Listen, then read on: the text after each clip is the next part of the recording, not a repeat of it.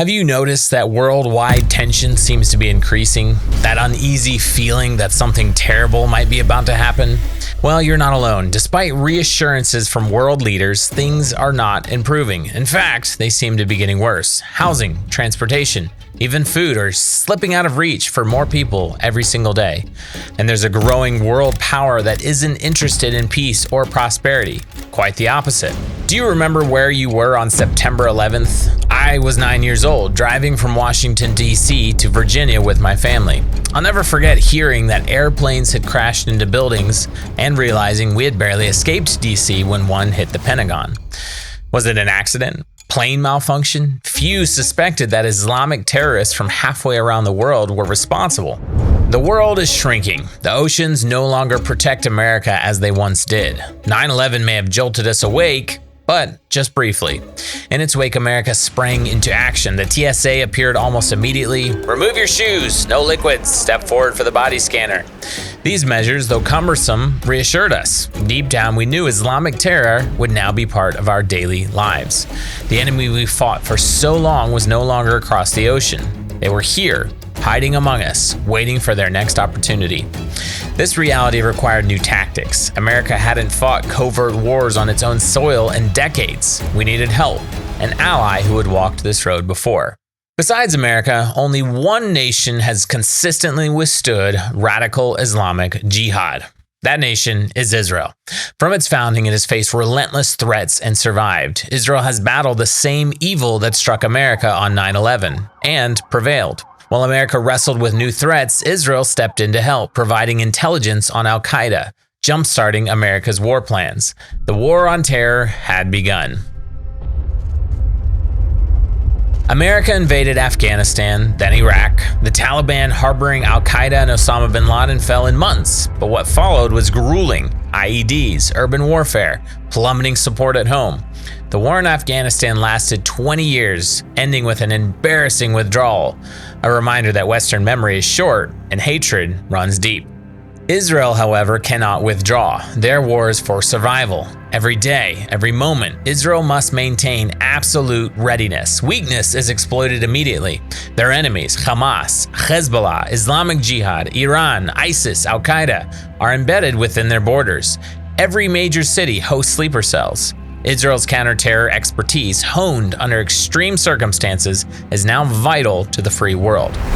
I'll be right back with the rest of today's episode, but first, would you like to read through your entire Bible in a year while it's also staying connected to Israel, the Jewish people, and the Torah? The Daily Bread Bible Journals are the best scripture reading plan we've found for Christian believers who support Israel.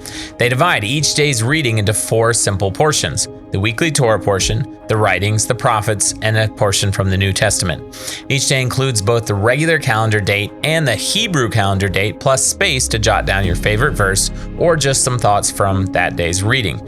At the bottom of every page, the On This Day in History section highlights fascinating facts and marks important historical and biblical events. You'll also find the dates for all the biblical feast days like Passover, Shavuot, and Sukkot.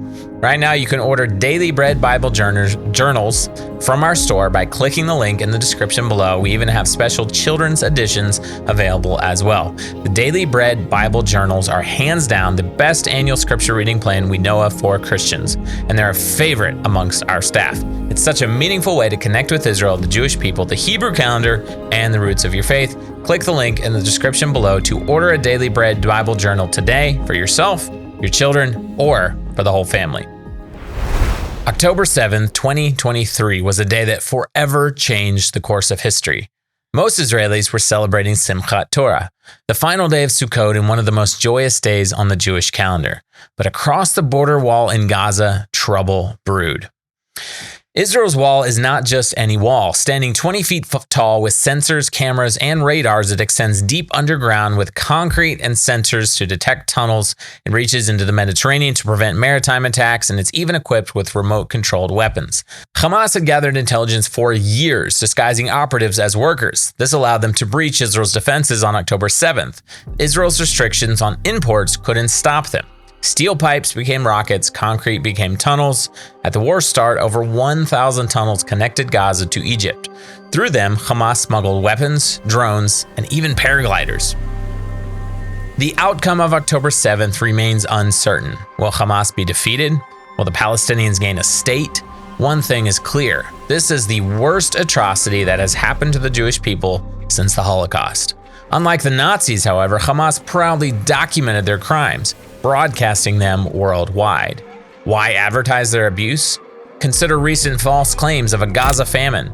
Photos of malnourished children circulated globally, but they were doctored or staged.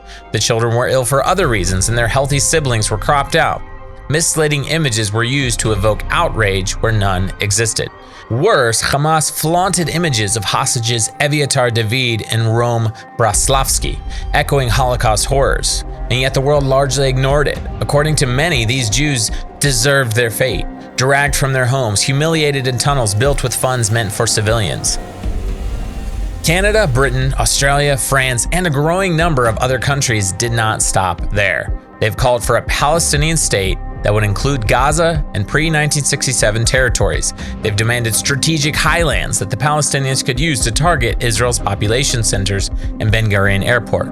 The Temple Mount, the holiest site in Judaism, is on the negotiating table. Reflecting on World War II, countless heroes gave their lives. Canada and Australia lost over 40,000 young men each. Britain, nearly 500,000. France lost 90,000 before surrendering. And under occupation, their pent-up anti-Semitism surged. They enacted laws against Jews, stripped rights, and held them in overcrowded, disease-ridden camps. Tragically, France today shows signs of similar moral decay. Canada, Australia, and Britain face declining morals. Why? Democracy turned against itself. When majority rule is hijacked by corrupt, self-serving politicians, countries crumble. The prophet Isaiah warned, "Your rulers are rebels, partners with thieves. They all love bribes and chase gifts. They do not defend the cause of the fatherless. The widow's case does not come before them." King Solomon added, "By justice a king gives a country stability, but those greedy for bribes tear it down."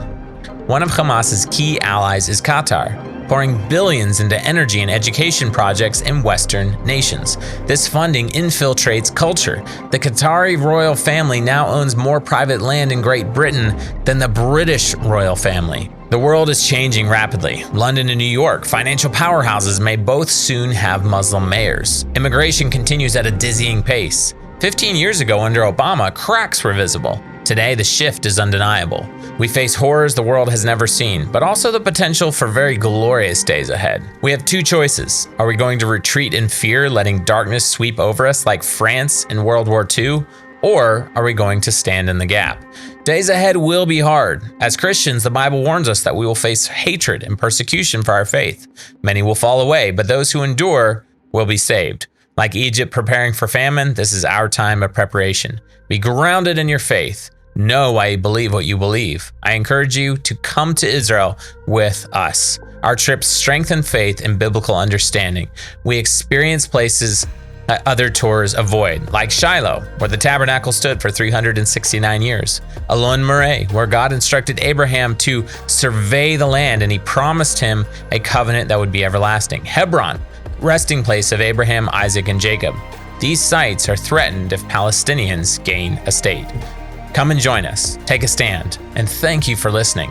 If our message matters to you, consider supporting our work. Details to donate are in the description below.